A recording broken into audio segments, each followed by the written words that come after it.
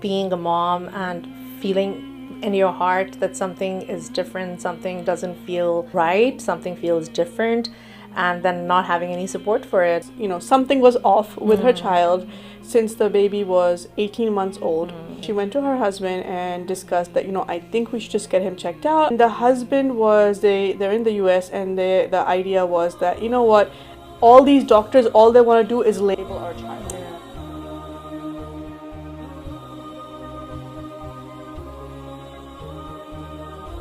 Let's talk a little bit about the early signs.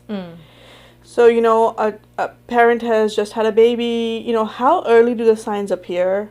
And, give us a little bit of an insight into, because this is a spectrum, not every child is going to have the same sort of symptoms or the signs. What does that look like?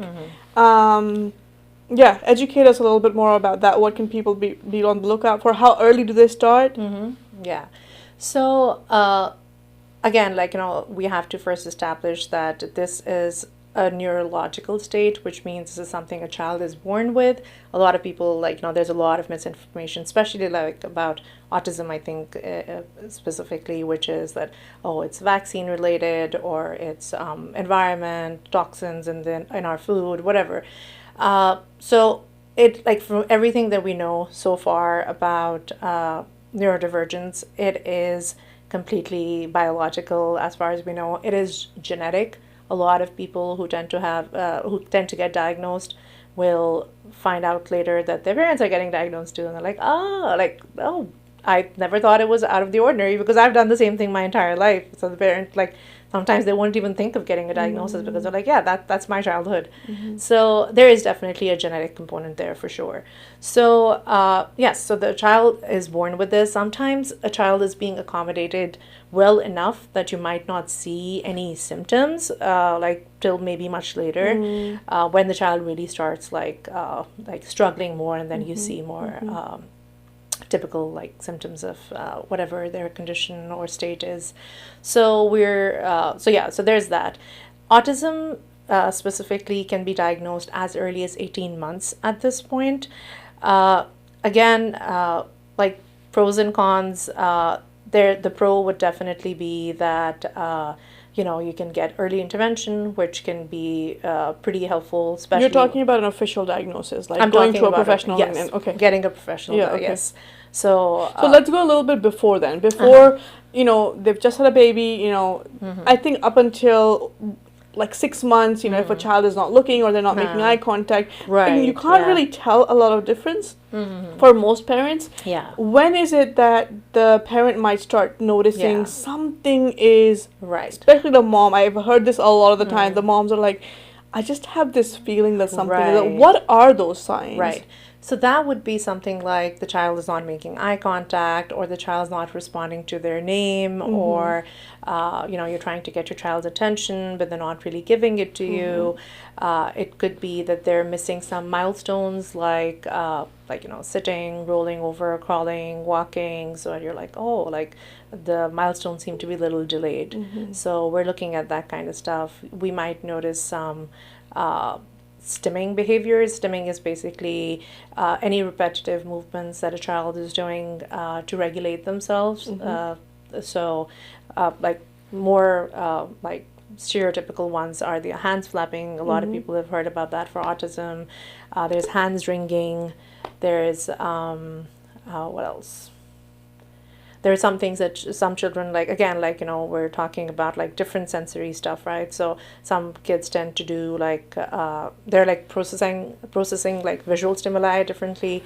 So you might notice them looking from the corner of their eyes, and you're like, that seems a little strange. Or when they start getting language, you might notice it's some repetitive language. You might notice some they're echoing what you're saying.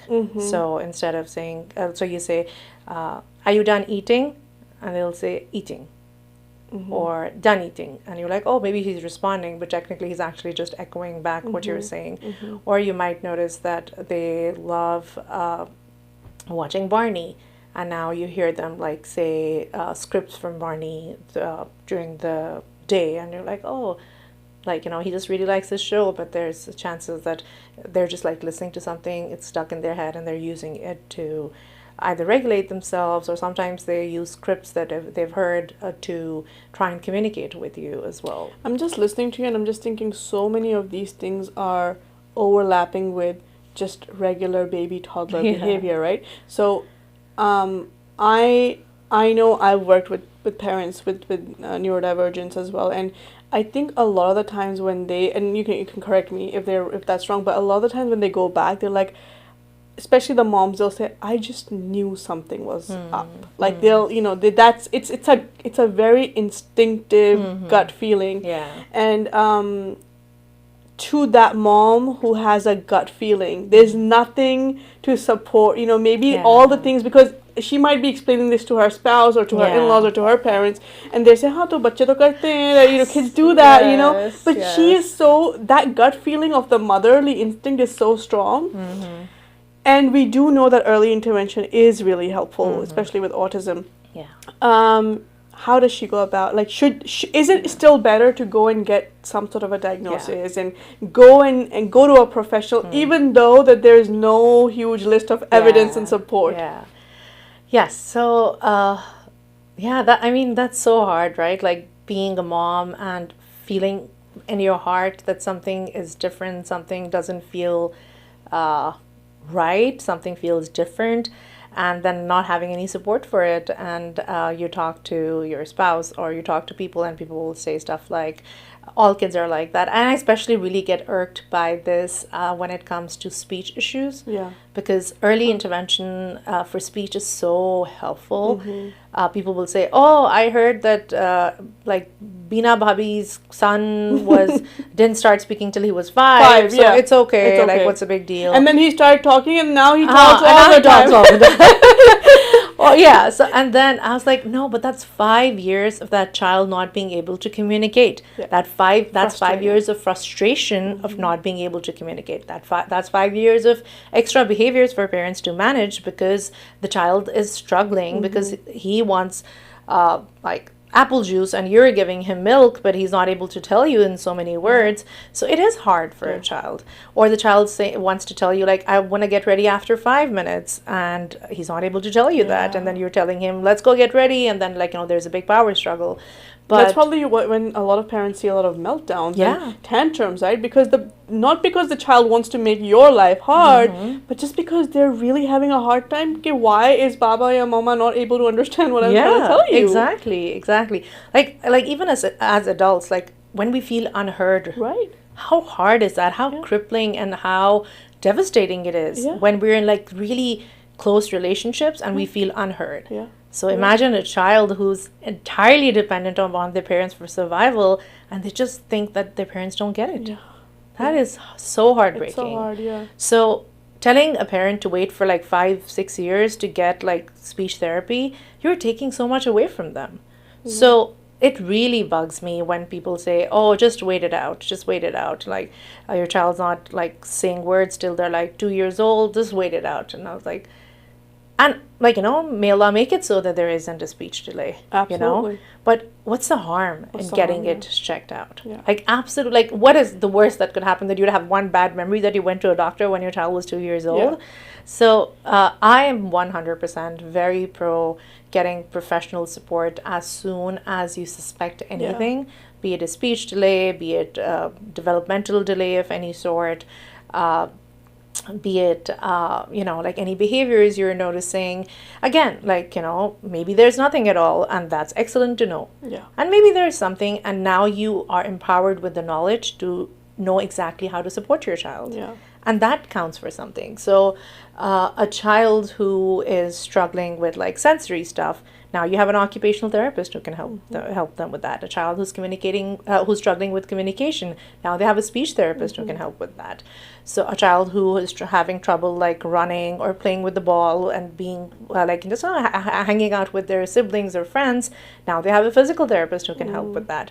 So really, like, you're opening doors to a lot of services and a lot of supports if you are able to get past that inner stigma really that we have, that I don't want to go get my kid checked out. I don't want to, like, what does that mean if I go get my kid checked out? Am I saying something is wrong with my child? No, what you're saying is your child needs support, and there's support available if you only open that door. Yeah. You talked about stigma, and that's a huge thing. I know of a mother who had suspected something was off with her child since the baby was 18 months old. And the first person you go to is your husband, right? And so she went to her husband and discussed that, I think we should just get him checked out. We don't know yet, but let's just go get him checked out. And the husband they're in the US, and the idea was that, what, all these doctors, all they want to do is label our child. Yeah. And so, is that firstly true? Do you feel like that's true?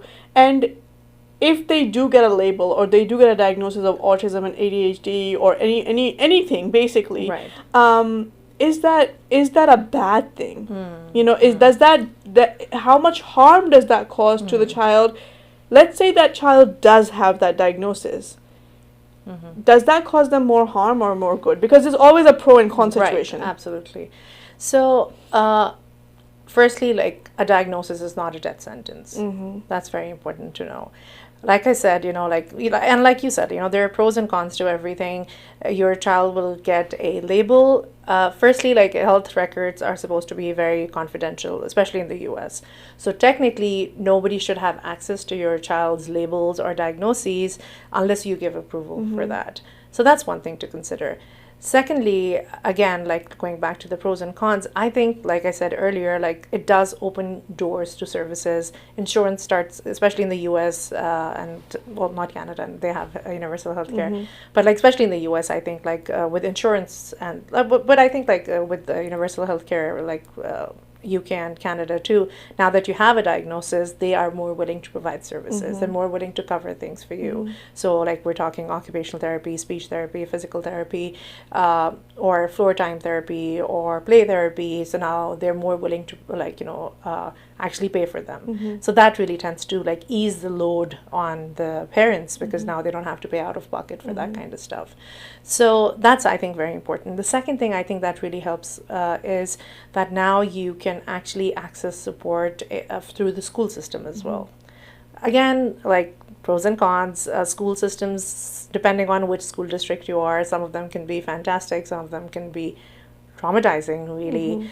But again, like, having that diagnosis can open the idea of, like, an IEP or a 504 plan for these neurodivergent children. What that basically means is, like, they have an individualized education plan where you, as parents, you can ask them to put in accommodations for that particular child. So now a child who has been in school for 8 hours and is completely exhausted by the time they come back, then, like, suddenly you have that expectation that, hey, come back and do homework for another hour.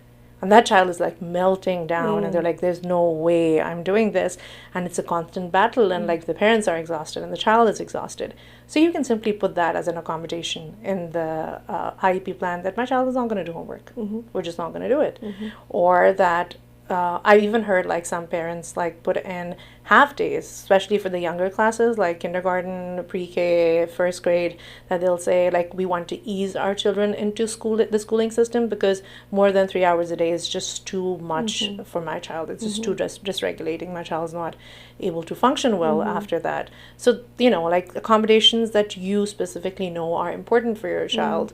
Maybe they test in a separate room. Maybe they take more breaks. They have more sensory, like, fidget toys and stuff. They have a calming corner they have access to. So, like, really, like, it opens a whole world of accommodations for your child, so that they can show up in the classroom as their best selves and get somewhat similar educational experience than other neurotypical children are getting. Yeah. It goes back to that idea, right? Like, always knowing and having informed decision is so much better than, just not going and remaining ignorant. Because I'm just thinking back to that idea of, like, if your child does need the extra support and the extra accommodation, it's better to find out early than remain ignorant. It's like that concept of, a pigeon who closes their eyes, even though the cat is coming. The cat will come regardless of whether you close your eyes or not. Right. But you're now just not going to know what's going to come to you. Right. So you don't want your child to not receive that accommodation if your child genuinely needs that. And again, that accountability comes on you as the parent, the father and the mother. It doesn't matter what your parents are saying, what the in-laws are saying, what anyone else is saying. That child was given to you by Allah subhanahu wa ta'ala, and now there's an added layer of accountability on your part. And then the other part of it is, if your child, as you said, does not have the diagnosis, then, alhamdulillah, at least you got him checked out, and there's nothing to lose there. Yeah, maybe an extra fee or a cost, with that. But you're also getting peace of mind then. Yeah, absolutely. And what is the value of your peace of mind? Exactly. Right? So exactly. If one doctor's fee is that, then so be it, right? Yeah. Exactly. So I think generally overall, I think there are definitely way more pros than cons to getting a child's diagnosis. It's so important as parents, and that's what I feel, that it really helps to know what your child is struggling with, because then you can have compassion for them. Because again, if you've closed your eyes like that pigeon and your child is having hour-long meltdowns every single day, and you're thinking he's the problem, and what do I do to fix him, and why is he like this, and what have I done wrong in my life to deserve this, then you're not going to be able to have much compassion for the child, let alone meet their needs, because you are exhausted, because you don't really know what's going on for that child. Versus you knowing what the diagnosis is, you knowing that maybe this fluorescent light is really bothering them, you take that stupid light out, and now your child's having a perfectly fine day, and how hard was that, right? So just that knowledge tends to make such a big difference in how you show up for your child as well, because now I can understand he's not trying to give me a hard time, he's having a hard time, and there's something I can do. So now I feel more empowered versus where am I stuck now? With that example, I'm just thinking there's that idea of, I think goes back to accommodation, but maybe again you can hone down on that, where there is this idea a lot of the times from society, a lot of the times we've been indoctrinated to this idea of बच्चे को accommodate कराओ to the rest of the family environment, right? The बच्चा should accommodate this 2, 3, 4-year-old who's literally been in this world for several months. That child should be accommodating to the rest of us, because we already have a system going. So if the rest of the family is eating dinner at the table, but the child is just really having a hard time with their fork and spoon, or whatever hot say they're making a mess, then usko tamiz sikhao. This idea of tamiz being linked with this child just genuinely having, struggling. We talked about stigmas a little bit, but we did ask our Instagram community to send in some questions as well. So we got a couple of questions. Let me ask you this. I think the person here is living in Pakistan. So if you can answer according to that. The question is, how do you feel about getting a diagnosis, especially in a place like Pakistan? Would it be considered a limitation? That's a good question. So, firstly, what we need to recognize is that your child's diagnosis is not public property. Not everyone deserves to know the more, private parts of your life, and I say this all the time, people need to be worthy of holding a private story, right? So, I don't think everybody needs to know if your child has a diagnosis. I don't think, and even depending on the schools that they're there, what kind of confidentiality protocols are there in schools. So it really depends on the child's particular environment. But again, like I said, not everyone deserves to know, and they are not entitled to know, just to offer kindness to your child. Because we should be kind to all children and people regardless, somebody doesn't need to have a diagnosis for you to say, oh, now I can be nice to you because your brain functions differently. We should be doing that regardless, right? But I know that's not the reality on the ground for a lot of people. So I would say getting a diagnosis and keep it for yourself is still valid. I think it's important, again, in understanding your child and knowing what kind of professional support or accommodations you can provide that child. don't have to share it with everyone. Does it become a limitation? Again, like in what way? Like, are we looking at schools and thinking that the teacher is now just not going to think the child is competent enough? So again, like that is where I would work on advocacy for the child. That not to like hold back on telling the teacher, because now I'm stop like creating barriers for my child to be able to be their best self in the education setting. I don't want to do that. So now I would need to work with the teacher. Maybe I need to educate her. Maybe she doesn't have enough knowledge. But as the parent and guardian of this child, I want to advocate for them. I want to let them know that this is not something that, like, like the idea that always presume competence. So like, like working with the parent, with their teacher, that these are the accommodations the child needs, does not mean that the child is like astaghfirullah, like like intellectually challenged or something, but these are just some supports that they need. And ultimately, like like you are going to be there every step of the way for your child. Again, like the work might be harder in a place like Pakistan, where there's just so much ignorance and lack of knowledge, but your child still deserves to have their accommodations, and they deserve compassion, if not from other people around you, but at least from their parents, right? Because that is their main source of like connection and safety. So I still think a diagnosis is important. It's valid. It, again, like over there, it's like private pay, but at least you know what kind of supports your child needs. So having that knowledge, I think, is critical. It's really important. I'm supposing it can become a limitation if like everybody suddenly has access to that information, but again, you choose who you share that information with. And eventually, like in something like the workplace, I'm assuming the child, who is probably an adult by now, they have the right to decide who they're going to disclose it to. So anything can be a limitation if we are not comfortable with that. So if I'm like ashamed of it, then it will feel like a limitation. So really like working on my sense of like understanding my child and like how I see his or her neurodivergence. Yeah, I'm just thinking a lot of it, the limitation that we're talking about, and I this is not the questioner did not bring this up, but I'm saying that a lot of what you're talking about is having that level of advocacy, the level of confidence, the level of emotional regulation for the parent.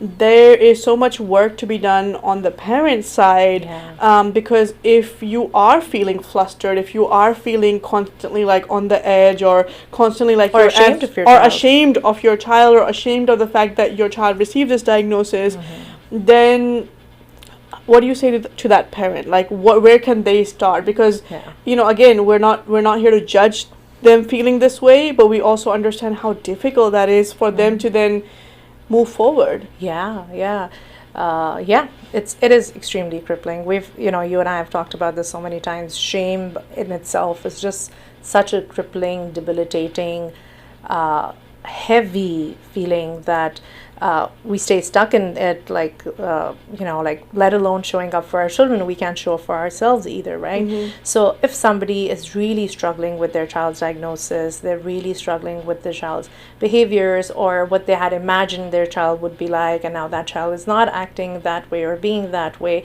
like seek professional support. Like like find a good therapist, find a coach, or find a friend, somebody who can help you really process what you're going through, because again, your feelings are valid. Until you're able to regulate yourself, you can't regulate your child. You can't support your child, you can't accommodate your child. So it's really important for the inner work to be done by such a parent, like all respectful parents, regardless of their kids. Like I personally think respectful parenting, again, like it's not like a bunch of like tips and tricks on how to like fix your children or modify your children or like fix their behaviors. It really is a lifestyle, and in order to adopt a lifestyle, we have to put in the work. And for respectful parenting, the work is mostly inner. There's not a lot of like outer work that you're doing. It's really inner work. So whether you have like a neurodivergent child or a neurotypical child, ultimately you have to show up for yourself.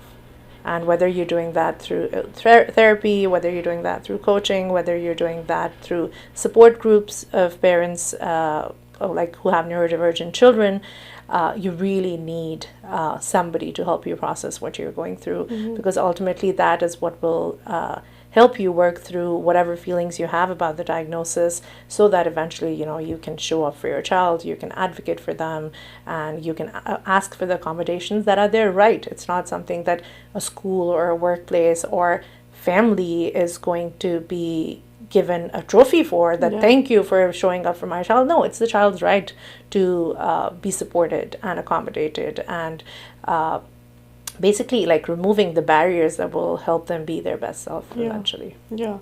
So if you're a parent and you've come across, maybe the official diagnosis hasn't even been made yet, but you are feeling like something is off with your child, and you're having big feelings around it, and you're having, struggling with maybe anxiety or depression or, overwhelm to the point where it's really having an impact on your relationship with your child and you showing up in your marriage and as a parent, then the first place would be to find help for yourself. Yes, 100%. So that you can process that. And again, I think I say this to a lot of people as well, like, because we haven't been exposed to the world of therapy or coaching or healing, understand that it's just like any other primary care doctor.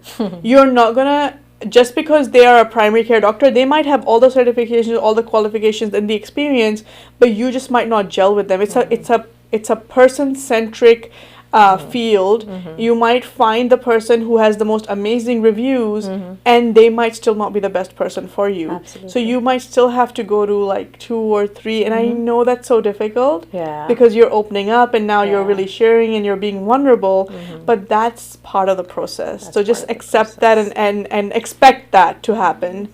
And then same thing for your child. Now there's a parent who has been working on their own grief and acceptance and advocacy. Who is that first point of contact that they should be going for their child, whether they're in the US or UK or Australia or someone who's in Pakistan?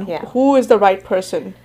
I hesitate to say the child's pediatrician, just because pediatricians are not trained to evaluate neurodivergence, like autism, ADHD, and whatever.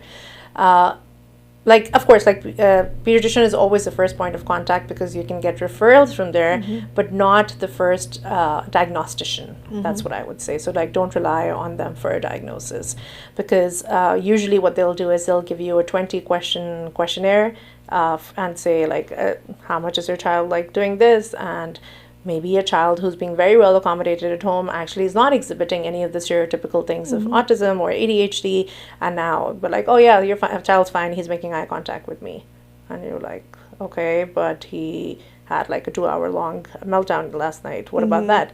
So it's really important not to just think that the pediatrician is the know-all and end-all. So we start off with the pediatrician so we can get a referral, but really what we're looking for is a pediatric neurologist, somebody who specializes in brain functions and stuff like this. We're looking at a psychiatrist. We're looking for a clinical psychologist, not those in Pakistan who do a bachelor's or a master's in psychology and think they are clinical psychologists. In the USA especially, the term clinical psychologist is only for those people who have actually done a PhD in psychology. So we're really not talking about somebody who does a bachelor's and now starts calling themselves a therapist or a psychologist. Please don't go to them. So if someone, I think you've covered for the people who are in the US, but say someone is in Pakistan, what due diligence should they be doing to ensure Pakistan, India, anywhere where, what due diligence on the parents' part should they be doing and asking questions before they even have their first appointment? Degrees, qualifications. That's a good question. So I want to say for Pakistan, again, we're still focusing on somebody who specializes anything to do with brains. So we're looking at somebody who is pediatric neurologist, ideally a pediatric psychiatrist would be great too. Again, haven't had the best experience with parents in Pakistan who've taken their kids to psychiatrists. I've heard of people psychiatrists would put their 2 or 3-year-olds on ADHD or as psychotic medication. So it's I really struggle with clients in Pakistan being able to find the right resources. But so I always like recommend like one or two people that I've just had positive experiences with, as opposed to like a general field. Yeah. So ideally, a psychiatrist should be able to do this. A lot of them are not able to. So at this point, I would say like a pediatric neurologist might be their best bet in Pakistan, or somebody who has extensive experience with diagnosing autism. So that could again be somebody like PhD level type clinical psychologist. I know like again like I know of places, so like there is like a clinic in Aga Khan University that they do a good job. There is an autism center in Lahore in Pakistan that does a good job. So I know places and people, but I don't really trust the fields in general that I would say that this field you'd be good to go. Yeah. But pediatric neurologist would be my best bet. Yeah. I think. I think here's where I would put again, and again this is where work on the parents part comes in, is especially in a society where we are so focused on obedience and submission to authority, and anytime we are in a doctor's office we feel like they should know the best and they are now credible. And this goes for all parents, regardless of whether your child is neurodivergent or not.